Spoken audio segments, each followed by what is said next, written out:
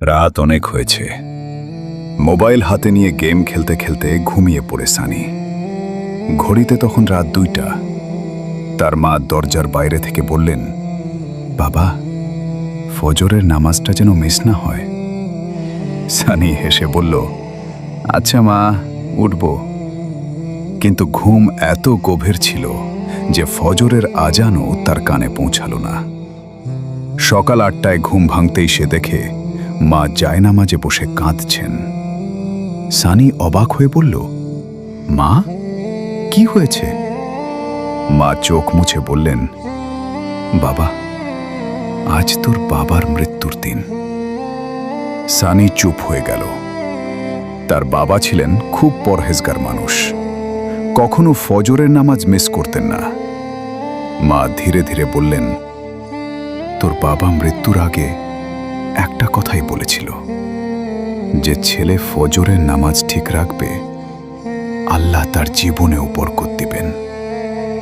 কথাগুলো শুনে সানিরের বুক কেঁপে উঠল। সে নিজের ঘরে গিয়ে আয়নার সামনে দাঁড়ালো।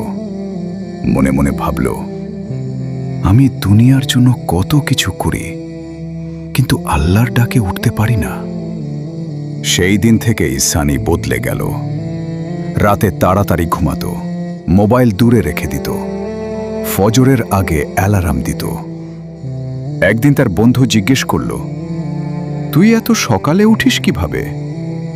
সানি হেসে বলল, যে বুঝে গেছে ফজরের নামাজ শুধু নামাজ না, এটা জীবনের শান্তি, সে আর ঘুমিয়ে থাকতে পারে না। এরপর থেকে তার জীবনেও পরিবর্তন আসতে লাগল। মনের অশান্তি কমে গেল, কাজে বরকত আসলো, মায়ের মুখেও হাসি ফুটল। গল্পের শিক্ষা: ফজরের নামাজ শুধু একটি ইবাদত নয়, এটি একজন মুসলিমের জীবনের সফলতার শুরু। যে ব্যক্তি আল্লাহর ডাকে সাড়া দেয়, আল্লাহ তার জীবনকে সহজ করে দেন। ভিডিওটি ভালো লাগলে লাইক, কমেন্ট, শেয়ার করেন।